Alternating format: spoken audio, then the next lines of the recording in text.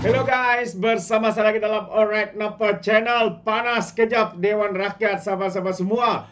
Ya, apabila dalam sesi perbahasan MP Kampar ya dicelah oleh ahli parlimen PAS dari Kota Baru. Ya, kononnya ada cubaan ya untuk subjudis dan sebagainya. Namun akhirnya sahabat semua, apa yang berlaku? Timbalan Speaker Dewan Rakyat menyekolahkan kedua-dua ahli parlimen ini. Seorang ahli parlimen Kampar, seorang lagi ahli parlimen Kota Baru daripada Parti PAS. Jadi apa sebenarnya yang berlaku? Ini yang menarik ya untuk saya bawakan Anda untuk menonton video ini. Dan Anda sendiri nilai sahabat semua. Apa sebenarnya yang berlaku? Bagaimana cubaan daripada pembangkang ini untuk memanipulasi, membuat kononnya ada subjudis dan sebagainya. Tapi sebenarnya perkara itu tidak pun berlaku, dibenarkan juga oleh yang dipertua timbalan yang dipertua Dewan Negara, Dewan Rakyat. Jadi mari kita tonton bersama video ini. Semua boleh terima, kita tubuhkan satu Suruhanjaya Siasatan Diraja, RCI Royal Commission Inquiry, kita siasat sepenuhnya. Mengapa kita boleh tandangi satu perjanjian yang begitu berat sebelah? Kita benarkan berbilion-bilion ringgit dikurangkan daripada 7 bilion. Dan mahkamah telah putuskan semalam, Bagan pun cakap, mahkamah telah putuskan 4.5 bilion. Jadi itu patut jadi asas. Paling kurang pun kita kena angkat balik 4.5 bilion ringgit. Tapi sekarang hanya tinggal 2.5 bilion. Ini tak boleh diterima langsung. Jadi saya harap semua kita boleh sokong. Kita tubuhkan satu Suruhanjaya Siasatan Diraja, siasat sampai akhir. Mengapa perjanjian ini boleh kita tandatangani pada masa itu. Dan kedua, 1MDB case ini, kalau kita nak satu closure, bukan saja perjanjian dengan Goldman Sachs, ada satu hal lagi amat penting. Kerana orang ini sampai hari ini tak cari lagi, iaitu Jolo. Sehari Jolo ini tak dapat dicari, sehari lagi dia tak muncul, saya rasa rakyat Malaysia tidak akan dapat satu closure. Kita tak tahu apa hal ataupun apa perkara sebenar yang telah berlaku. Ada banyak kemungkinan yang berlaku. Jadi kalau sehari Jolo tak dapat cari, saya rasa kita tak tahu apa perkara sebenar yang telah berlaku. Kalau Osama bin Laden boleh dicari selepas berpuluh-puluh tahun. Peraturan mesyuarat. Peraturan mesyuarat berapa, 36 berapa tu? Ya berhormat Datuk Speaker, 23 1G. 23 ini Subjudis. sebentar. Kes yang telah dibangkitkan oleh Kampar dengan penuh hormat, with due respect, sedang dibicarakan di mahkamah sekarang ni. 23 23 1G. Baru sila jelaskan kes mahkamah yang mana? Spesifik. Which case? Which case? Kes 1MDB. 1MDB ada banyak kes. Kes mana? Dengan siapa? Yalah, 1MDB dan juga Jolo. Itu adalah satu yang Sekarang tak ada kes lagi. Saya cakap spesifik tentang perjanjian Goldman. yang berhormat Kampar ni jadi timbalan dipertua ke saya?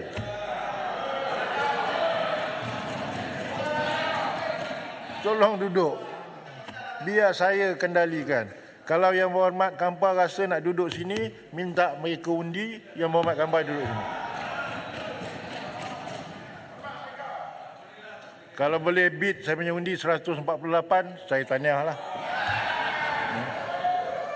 Baik, biar saya selesaikan perkara ni satu persatu ya.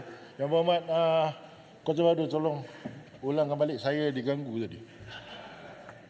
Terima kasih Datuk Yang Dipertua. Sekejap tadi rakan saya Kampar telah membangkitkan mengenai isu 1MDB, isu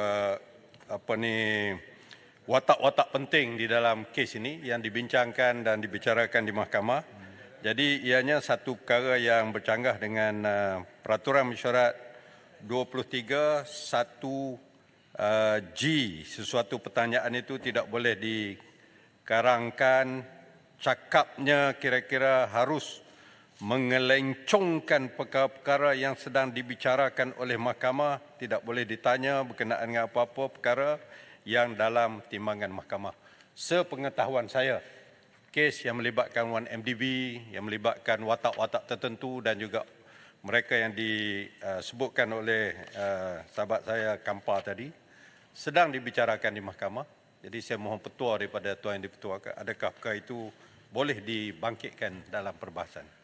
Baik, Yang Berhormat Kota Baru, dalam perspektif ni, you kena yang berhormat kena differentiate soalan bertulis dan isi kandungan apa yang berhormat berbicara di dalam Dewan ini. Kalau yang berhormat rujukkan kepada 20 maaf tadi, Allah lari pula dah. 23G tu, ia ada kaitan dengan 23G itu ada kaitan dengan pertanyaan-pertanyaan lisan bertulis dan lisan. Ini ada kaitan ya. Manakala kalau kita nak diceritakan berkaitan apa yang dibicarakan di dalam ini, kena rujuk kepada perkara 36 dalam bracket 2. Ya. Itu pun tertaluk kepada evidence wise. Kalau you're not to dengan izin tidak boleh dibahas isi kandungan keterangan yang dibicarakan tersebut. Tapi kalau on the general, bagi saya tafsirkan boleh. But if you are going to bercerita barang ini telah disampaikan pada sepulan-sepulan, relevan atau tidak, boleh diterima di bawah Akta Keterangan 1960, itu tak boleh dibincangkan di dalam Dewan ini. That is specific to a certain amount. But kalau berkaitan ini, saya benarkan kerana ia berkaitan cara bertulis. Okey. Kalau begitu saya menggunakan pakai standing order yang dipetik oleh Yang Berhormat. Yang Berhormat memang layak duduk situ. 36-2. Yes. 36-2. Well, then Kalau saya mohon petua saja, bukan kata nak hukum kampanye. Faham, saya faham. Kalau begitulah petua Datuk Petua, lepas ni kami akan bangkit semua perkara yang sedang dibicarakan di mahkamah. Kalau petua membenarkan baik, baik yang buat Kota Baru, sebagaimana saya nyatakan tadi, if you are going to look at 20 bawah 23 tadi kan, itu berkaitan bertulis. Tapi kalau nak bicarakan, nak persoalkan berkaitan dalam isu-isu berkaitan mahkamah, boleh ditegur on the general surface, tapi tidak boleh go to detail on the evidence wise.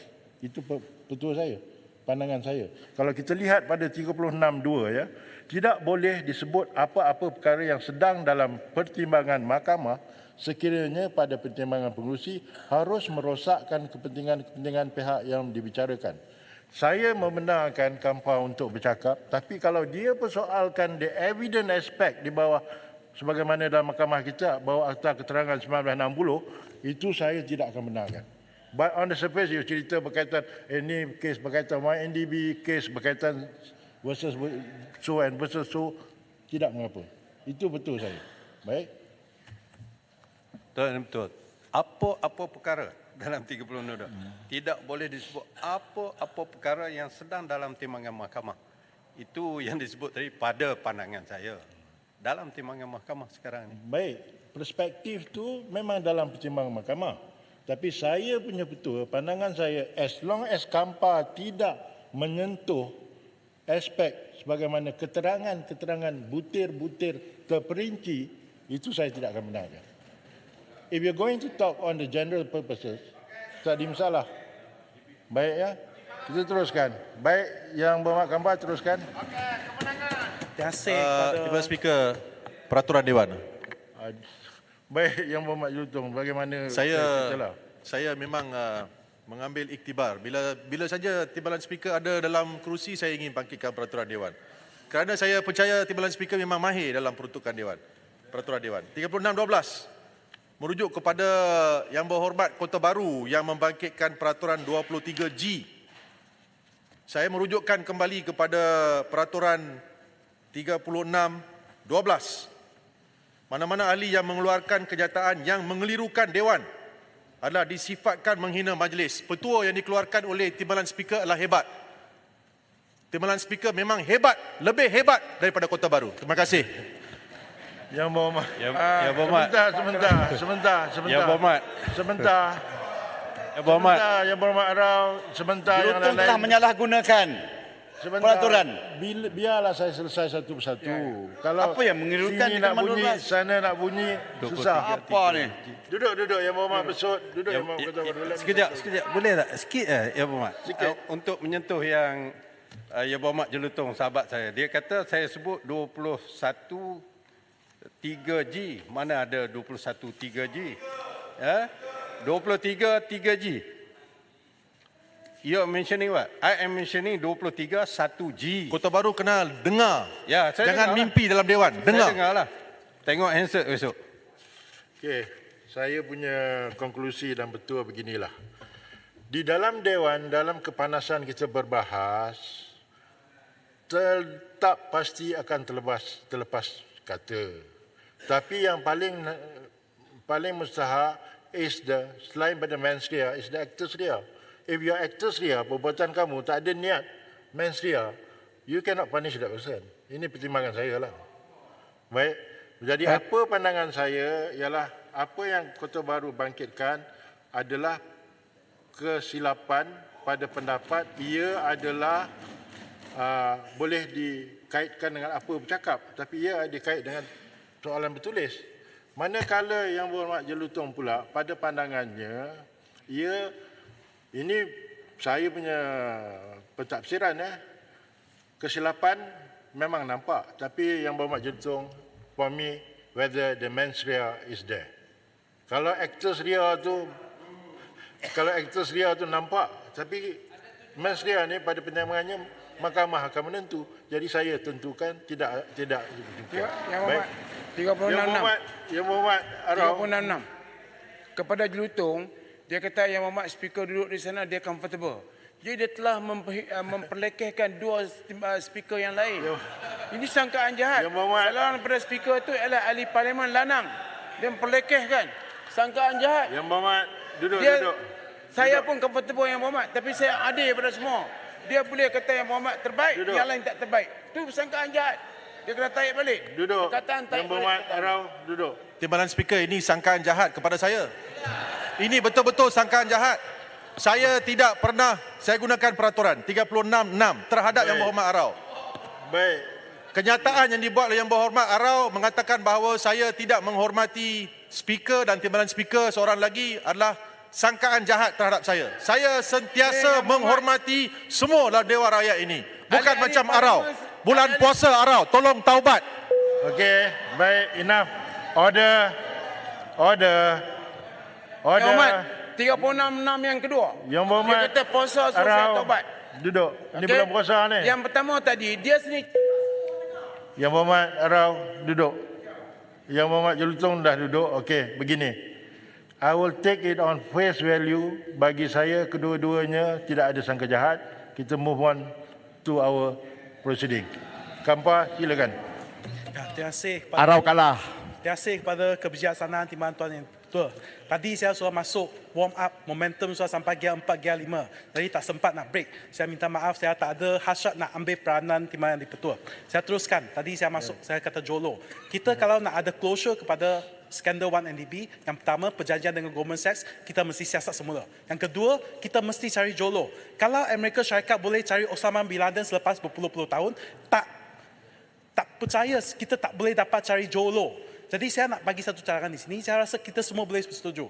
Boleh tak kerajaan Malaysia kita letak satu ganjaran tunai atas Jolo, 1 juta ke 10 juta ke, kerana amount ini jauh lebih kurang daripada berbilion-bilion, berpuluh bilion ringgit yang telah kita kehilangan.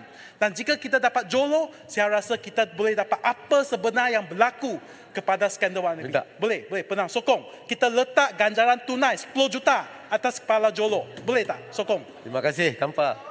Baik, Saya pun terima setuju. kasih Yang Berhormat Di Kampa. bulan-bulan puasa ni. Yang Berhormat Pendang ada apa? Duduklah kalau peraturan. Dia bagi. Duduklah. Okey, dah cukup masa. Nah, apa, tadi Kampa. ni pasal apa ni, dia boleh refer dekat kes Goldman Sachs tu, apa yang boleh refer dekat Menteri Kewangan pada ketika itu, iaitu Tengku Zafrul yang duduk bersama dengan Kampa sekarang ni. Duduk.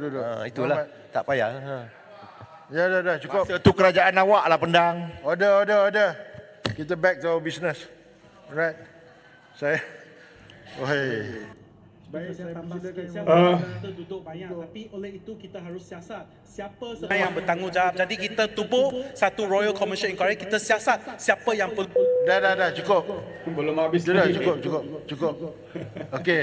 Bertenang sekejap ya. Alright guys, itu dia.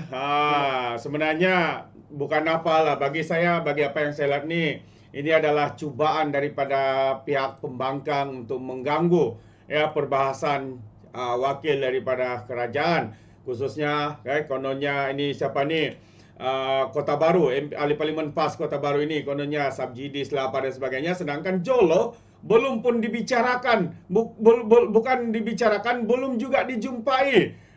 Jadi saya agak setuju dengan apa yang disarankan oleh MP Kampar ini, supaya gerakan untuk mencari Jolo ini dipergiatkan. Seperti yang dicanangkan, bukan hanya memberikan mungkin ganjaran 1 juta, 10 juta, sebagainya, supaya individu yang seringkali dikaitkan dalam skandal 1MDB ini yang membawa kerugian kepada negara kita ini harus dikenakan tindakan selepas mungkin dapat ditangkap, lepas itu dikenakan tindakan di soal siasat dan membongkar segala apa yang berlaku, dan mungkin kita boleh mendapatkan semula wang-wang negara, wang-wang rakyat yang telah lesap begitu sahaja, sahabat-sahabat semua. Itu sedikit pandangan saya.